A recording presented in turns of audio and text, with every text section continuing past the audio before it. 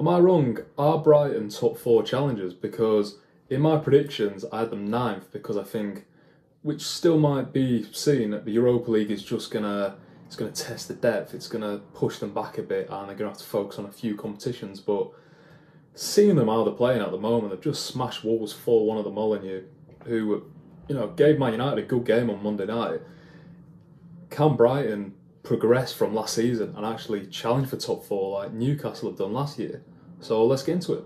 I don't think there's a more likeable team in maybe just football at the moment than Brighton.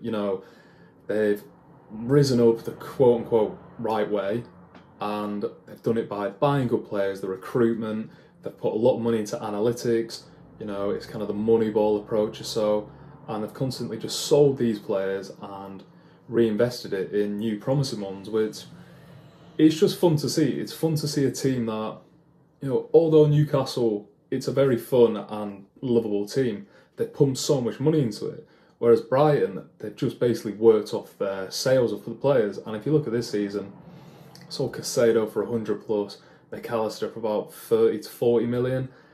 And it's just going to constantly be that cash cow of generating these good players and then bringing the money for them. And I think I might be wrong with my predictions, because like I say, I got them ninth, but why can't they challenge for top four? Mitoma is arguably one of the best wingers in the Premier League, if not the world at this point. I thought he was going to be a one-season wonder last year, but you see him and how he's playing now, and he just looks unreal. You've got just solid players like Solly March, who, last season, I know he got a few goals and assists, but his XG and his chance creation was so high, which it just shows once he starts converting all these chances, he's going to bring in a lot of numbers for Brighton.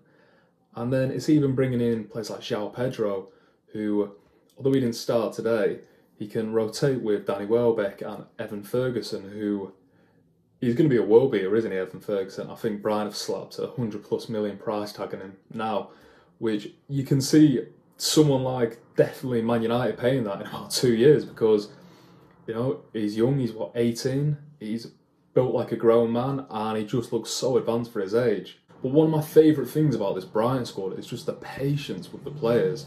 Lewis Dunk is a legend at Brighton, he's been there for years now, but even someone like Jason Steele in there, he was second choice keeper to David Sanchez for years and years, and then De Zerbi came in and liked that his distribution was a bit better, so he stuck him in there, and now he's Brighton's number one keeper in a Europe chasing, big team now, which I think is just testament to how Brighton do this, and they don't always have to buy the 30-40 million pound goalkeeper to replace their current one. They just keep on developing. If he's not good enough, eventually get rid of him.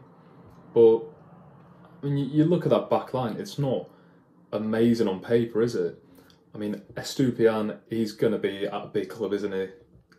I know I'd like him to stay at Brighton, but someone like Chelsea or Real Madrid are going to come in for him because he's that good.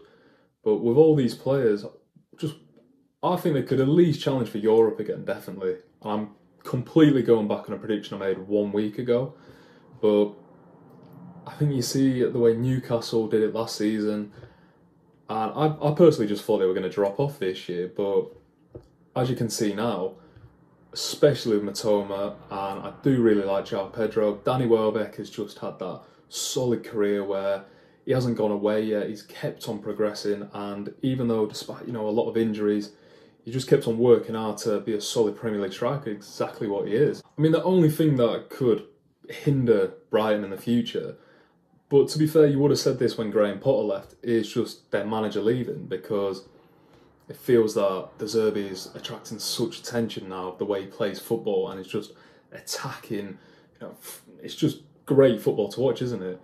But obviously, the big clubs are going to come in for him. However, it just looks like Brighton has this infrastructure that it can't be broken with just a manager leaving, and I love their analytical approach to buying players, because there's some great articles out there explaining how they've done so well with the club, and it's, if you've seen the film Moneyball with Brad Pitt in, it's very similar to that and just how they conduct their business.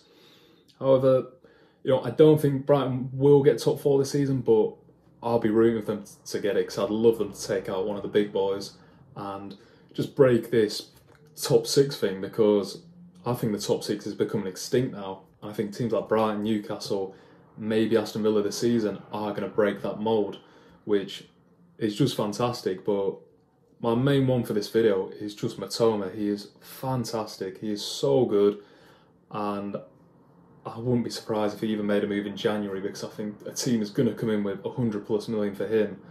Because, I mean, can you name 5, 6 better wingers on form at the moment better than Mitoma? Because I probably can't. You know, you've got Salah, Vinny Jr., whatever, but if you're actually looking at how someone's playing the game at the moment, he plays it with just no inhibitions. He just completely, he's so confident with the ball, and he just doesn't hold anything back, which is just so fun to watch, and I hope it continues, because yeah, I think Brighton are one of the funnest teams to watch in the world at the moment, and yeah, let it continue. So thanks for watching. This was just a quick video, just a quick reaction, because I was just so impressed by this Brighton performance today. You know, be excited to see it on Match of the Day tonight. But if you could like and subscribe, give me a comment, see if Brighton, are they going to make top 4? Can they challenge for Europe? Are they going to have a bit of fall off when the Europa League comes in? But I think we can all agree on they're so exciting to watch, and they're so likeable, aren't they? But yeah, thanks for watching. I'll see you next time.